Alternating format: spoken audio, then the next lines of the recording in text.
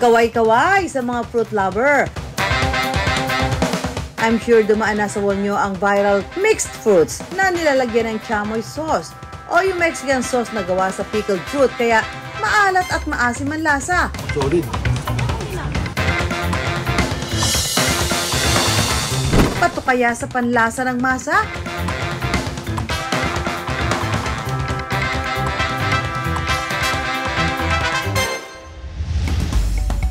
Ang 29 anyos na si Christian o mas kilala sa tawag na Chan, may sariling version daw ng chamoy sauce. Ibang-iba siya sa chamoy ng Mexican. Kasi yung sa akin, sweet siya, tapos spicy, and medyo sour. And sa Mexican kasi, medyo salty siya na sour. Na-invento ko to try-try lang. Pinapatry ko sa mga kapatid ko. So una, hindi sila nasasarapan. Pero pinaka-good news doon, pag hindi ka talaga tumigil, makukuha mo yung tamang timplada. Pwede pala siyang ihalo talaga sa prutas.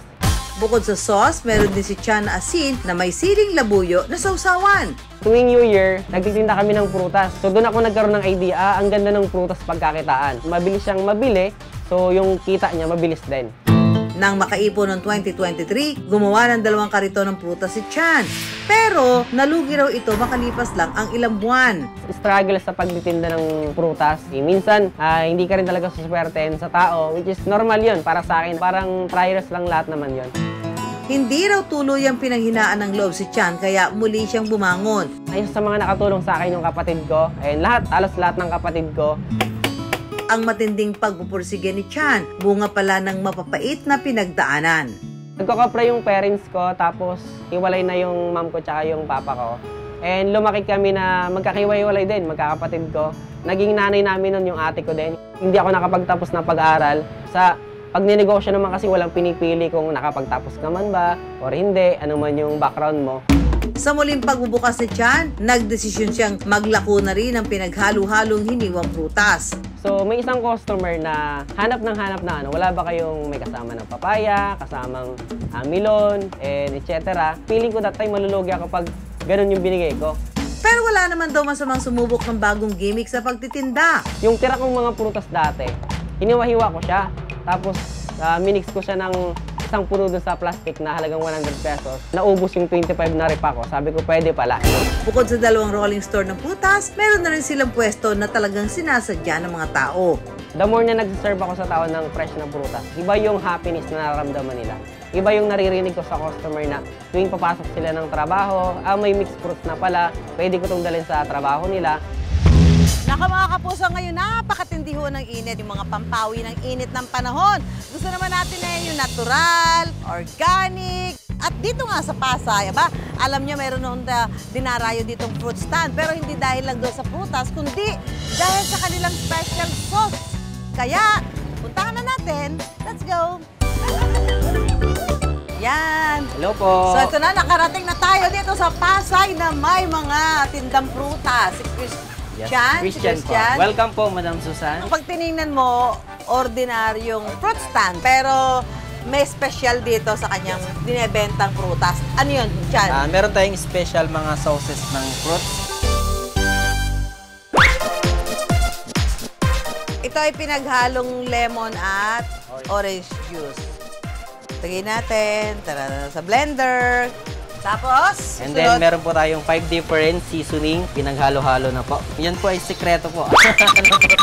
Pero ang main ingredient mo dito ay iodized salt. Iodized salt and etc. pa. And meron din po siyang chili flakes. Bango na. Ang anghang! Ang amoy! After nito, imimix po natin muna siya. Mimix na to? Dito po. Blender na? Blender po natin. Okay, almost ano na to? Gaano katagal to? Yan, pwede na po yan. And then, sunod na po natin yung... Ano to, ketchup? Ketchup po. May ketchup pala. Yeah. And then, pwede po tayo mag-add ng water. Okay, yes, blender ulit. Blender po ulit. So, ito na yung final nila, product. Ito, yes, ito yan, inilagay nilang nila. Magkano yung ganito? Ito po, nag-range ng 250 pesos po. 500 ml. Ayan, sa mga kapuso, bukod doon sa sauce na liquid, meron din silang parang powder. So, pakita sa atin ni Chan. Ito po, sili labuyo po. Ang angang nito. Water po, add lang. And then, blender po ulit natin. Yun, okay na po yan. Pag nadurog na po, pwede na po siyang ilagay sa asin po. Amoy na amoy ang anghang. And Tapos? then, mag-add po tayo ng some chili flakes para pang aroma po. Chili Yes flakes. po. Puro sili to, ha? Yes po. And after nun po, ano lang, i-shake-shake na lang po I-shake natin. na lang. Yan, tapos Para- na yun. Yes po, tapos. So, kailangan mahalo siya mabuti. Apo. Tarang! Ang gandang tignan. Ang bango niya, at the same time, maanghang po talaga. So, tikman na natin kanyang Mr. Chan sauce. Mr. Chan sauce.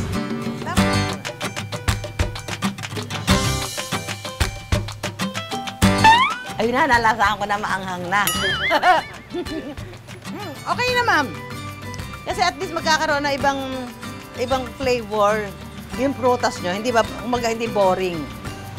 Merong excitement doon sa pagkain ng prutas kasi nga meron konting anghang. So this is something new dahil meron nga siyang sauce. So ito naman yung may asin, salt, na may siling labuyo. Tikman din natin to. Naku, daming labuyo nito. Ayun na. Konti lang naman yung anghang, hindi Konti mo lang po, masyado. hindi masyado po. Para humahabol lang naman yung anghang. May anghang na siya, may alat pa siya, para balanse yung lasa ng prutas na kinakain mo. Hindi lang matamis yung malalasahan mo. Sarap. Nag-aagaw po yung tamis sa anghang. Refreshing siya. Perfect for summer. Yung sauce po niya is match na match po siya sa prutas po. Ito lagi yung pang-breakfast ko. Pang-dinner ko na rin po. Hindi ka na maglalaway for today's video dahil kaya rin ang lantaka ng mixed fruits ni Chan mula 50 to 100 pesos. May melon, pakwan, papaya, pinya at honeydew. Nakauubos daw si Chan ng 300 orders ng mixed fruits kada araw. Present din sa pwesto ni Chan ang iba't ibang fruit juice. Mula sa 15,000 pesos na puhunan, gumugulong na ngayon sa 3,000 pesos ang kita ni Chan kada araw. Sa mga tao na gustong mag-try sa ganitong business, una, hanap ka ng supplier na maganda, yung pwedeng magpalit sa prutas na, alam mo, pangit yung deliver sa'yo, may hindi ka nagustuhan, willing silang magpalit. Bukod sa fruit carts na katas ng prutasan ni Chan, itinuturing niya malaking bunga ng tagumpay ang nabayarang utang. Success din para kay Chan ang matatamis ng ngiti mula sa kanyang pamilya dahil naibibigay na niya ang kanilang mga pangangailangan. Pag the moment na nadapa ka sa isang bagay, yung learnings kasi doon mo mapupulot. Instead na sumuko ka, ilaban mo ulit. Marami negosyo ang pwede maging in ngayong tag-init, kahit simpleng produkto. Basta't may bagong pakulo, talagang kita is waving ngayong summer.